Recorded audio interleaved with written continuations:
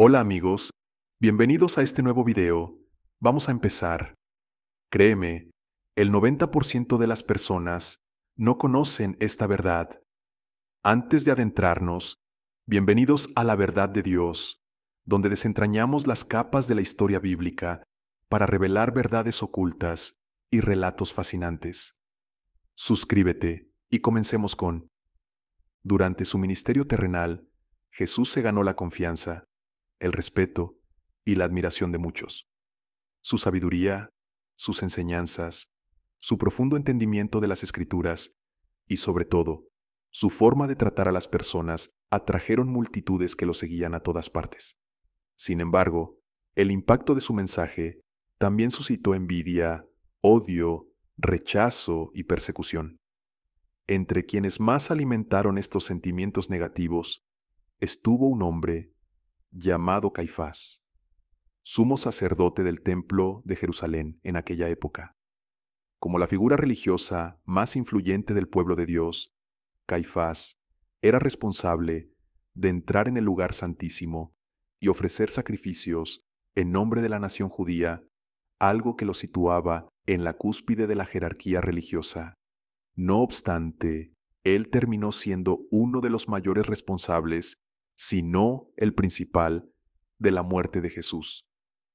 En lugar de reconocerlo como el Mesías tan esperado, lo entregó para que fuera juzgado y crucificado. Para comprender mejor el papel de Caifás, es fundamental revisar el contexto político y religioso que rodeaba al Imperio Romano y al pueblo judío en la época de Jesús. No toda la información que se presenta a continuación está en la Biblia. Algunas partes provienen de documentos y hallazgos históricos que teólogos han estudiado durante años en antiguas ruinas romanas y en el área de Jerusalén. En aquella etapa, Israel y Judá ya no estaban divididos como en tiempos del Antiguo Testamento. El territorio formaba parte del Imperio Romano y se conocía como Judea, sometida a un gobierno centralizado que asfixiaba a la población con altos impuestos y leyes que los mantenían casi como esclavos del emperador. En ese ambiente de tensión sobresalieron dos líderes religiosos influyentes, Anás y Caifás, ambos sumos sacerdotes del Templo de Jerusalén. No solo presidían los sacrificios y celebraciones anuales, sino que administraban las finanzas y supervisaban el comercio en el recinto sagrado, controlando así buena parte de la economía judía. Caifás se consolidó como sumo sacerdote alrededor del año 18 d.C., tras casarse con la hija de Anás, quien deseaba mantener el poder dentro de su círculo familiar. Se cree que Anás, deseoso de autoridad, utilizaba su posición para desviar ofrendas y enriquecerse, y Caifás, un oportunista con sed de influencia, siguió sus pasos.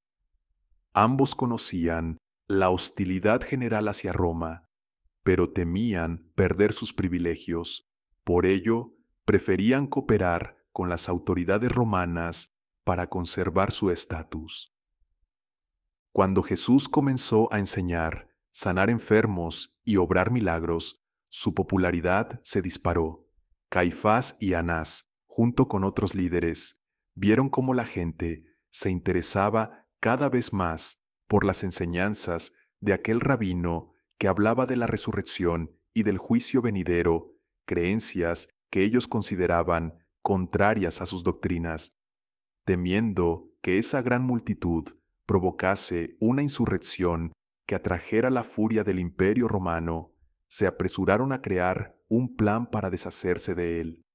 El episodio de la resurrección de Lázaro, narrado en el Evangelio de Juan, fue un punto de quiebre. Muchos testigos empezaron a ver en Jesús a un verdadero enviado de Dios. Ante esto, los sacerdotes convocaron al Sanedrín para discutirlo y se alarmaron. Pensaban que si el pueblo se rebelaba siguiendo a Jesús, Roma podría arrasar con el templo y con su nación.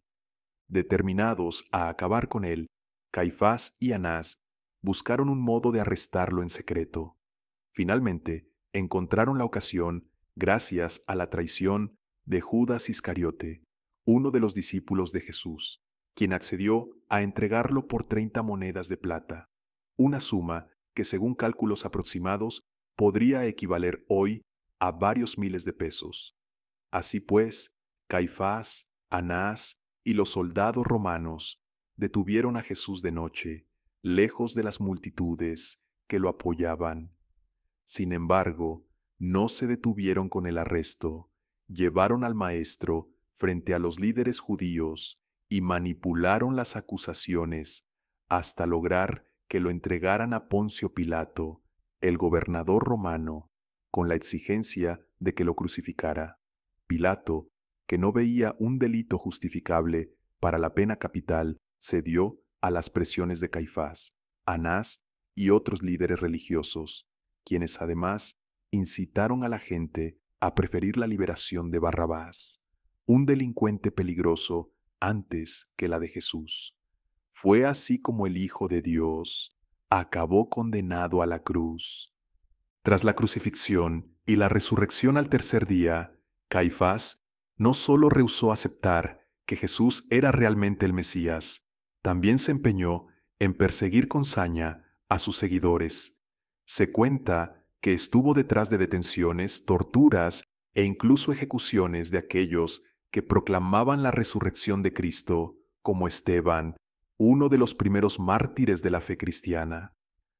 Pero los días de esplendor de Caifás y Anás tenían las horas contadas. Alrededor de 3 años después de la muerte y resurrección de Jesús, las autoridades romanas descubrieron que Caifás malversaba fondos del templo y que se enriquecía indebidamente con los impuestos que los judíos pagaban.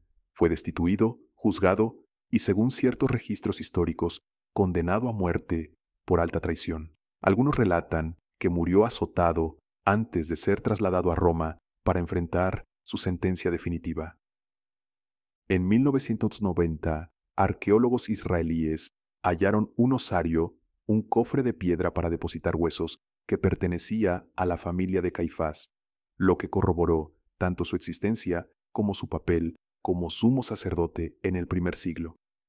Pese a que no se puede garantizar con absoluta certeza que sus últimos días fueran exactamente como describen esos documentos no bíblicos, la tradición y la investigación confluyen en retratarlo como un hombre sumido en la corrupción y el oportunismo.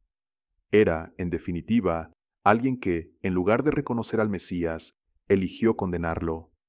Aun así, como bien enseñan los evangelios, la muerte de Jesús estaba predicha en el Antiguo Testamento. Él dio su vida para la redención de la humanidad.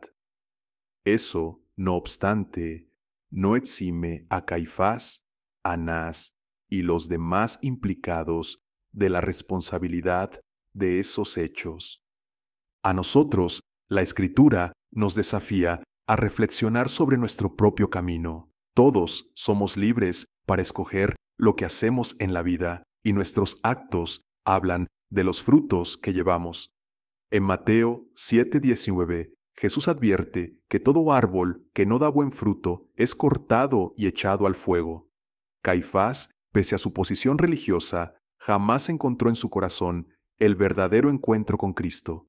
Y es que la religión, por sí sola, no nos salva. Por eso la invitación es pedir al Espíritu Santo que nos revele quién es Jesús y cuál es su papel en cada uno de nosotros.